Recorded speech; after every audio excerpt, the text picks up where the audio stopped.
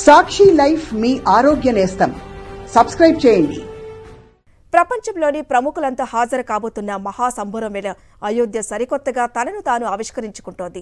విశ్వ ఆధ్యాత్మిక నగరిగా విరాజిల్లుతోన్న అయోధ్యలో ఎక్కడ చూసినా ఆధ్యాత్మిక పరిమళాలు మనకు మరో సరికొత్త ప్రపంచాన్ని పరిచయం చేస్తున్నాయి. అంతా ఈ నెల 22న జరిగే శ్రీరాముడి విగ్రహ ప్రాణ ప్రతిష్ఠ కోసం ఆతృతగా ఎదురుచూస్తున్నారు. ఆ మహాక్రతువును కల్లారా చూసి తరించాలని ఆశపడుతున్నారు.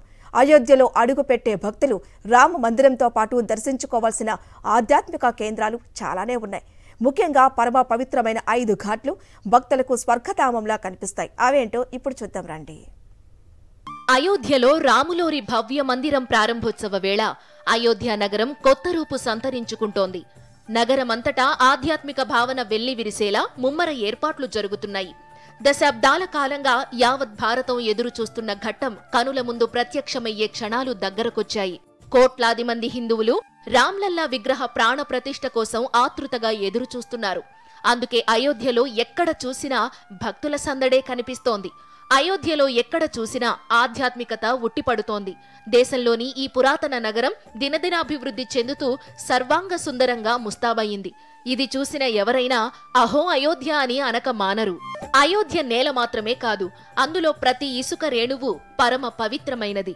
అందుకే అయోధ్య వెళ్లిన భక్తులంతా రామ మందిరంతో పాటు చుట్టుపక్కల ఆధ్యాత్మిక కేంద్రాలను తప్పక దర్శించుకుంటారు. ఇలాంటి వాటి ప్రస్తావన వస్తే ముందుగా గుర్తొచ్చేవి అయోధ్య ఘాట్లు. సాధారణంగా అంతా అయోధ్యలో సరయు ఘాట్ మాత్రమే ఉంటుందని పొరబడతారు. కానీ అక్కడ అత్యద్భుతమైన 5 ఘాట్లు ఉన్నాయి.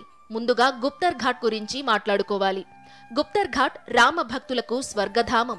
ఇది ఆధ్యాత్మికతకు కేంద్రం మాత్రమే కాదు, ప్రకృతి అందాలకు కూడా కేర్ ఆఫ్ అడ్రస్. ఈ ఘాట్ నుంచే శ్రీరాముడు తన సర్వోన్నత నివాసానికి వెళ్లాడని రామాయణంలో ఉంది.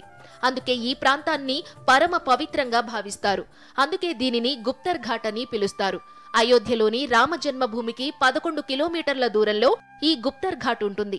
సుదూర ప్రాంతాల నుంచి వచ్చే భక్తులు గుప్తర్ ఘాట్లోని సరయూ నదిలో స్నానం చేసి ఘాట్ ఒడ్డున కూర్చుని పూజాదికాలు నిర్వహిస్తారు. అయోధ్యలో కనిపించే మరో ఘాట్ రామ్కి పైడి ఘాట్. ఇక్కడ అద్భుతమైన అలంకరణలు చేస్తుంటారు. ప్రతి సంవత్సరం లక్షల దీపాలు వెలిగించి ప్రపంచ రికార్డు సృష్టించేది ఇక్కడే.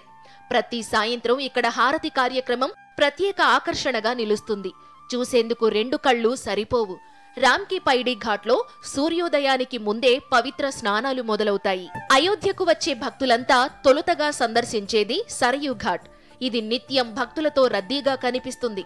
సాధారణంగా నదీ తీరాల్లో హారతి ప్రస్తావన వస్తే మనకు ముందుగా గుర్తొచ్చేది వారణాసి గంగా హారతి. కాని అయోధ్యలోని సరయూ నదీ తీరంలోనూ ప్రతి సాయంత్రం హారతి ఇస్తుంటారు.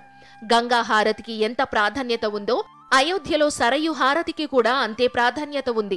ఇటు ప్రతిధ్వనించే రామనామం, అటు సరయూ ఒడ్డున కళ్ళు మిరిమిట్లు గొలిపేలా హారతి కాంతులు చూసేందుకు 2 కళ్ళు చాలవు.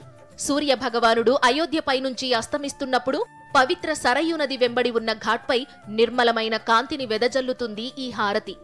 ఆర్తి, దీపాలు, జై శ్రీరామ్ నినాదాలు, కీర్తనల మధ్య ఆ సరయూ నది తీరం ఒక ఆధ్యాత్మిక స్వర్గాన్ని తలపిస్తుంది. అయోధ్యలో రామ్ ఘాట్ ను భక్తులు పరమ పవిత్రంగా భావిస్తారు. ఎందుకంటే ఇక్కడే రాముడు అంతర్ధానమయ్యాడని చెబుతారు. దీనిని స్వర్గద్వారని కూడా పిలుస్తారు. అంటే రామ్ ఘాట్ నుంచి స్వర్గానికి చేరుకోవచ్చని భక్తులు బలంగా నమ్ముతారు. అయోధ్యలో లక్ష్మణ్ ఘాట్ కూడా ఉంది. ఈ ఘాట్లో సరయూ నది ఎంతో ప్రశాంతంగా, నిర్మలంగా, పవిత్రంగా కనిపిస్తుంది. ఇక్కడ పవిత్ర స్నానాలు ఆచరించిన తరువాత ఆ నది ఒడ్డునే ఉన్న ఆలయంలో భక్తులు ప్రత్యేక పూజలు నిర్వహిస్తూ ఉంటారు. ఈ లక్ష్మణ్ ఘాట్లో ఆహ్లాదక వాతావరణాన్ని ఆస్వాదిస్తూ భక్తులు అక్కడే కాసేపు సేద తీరుతుంటారు.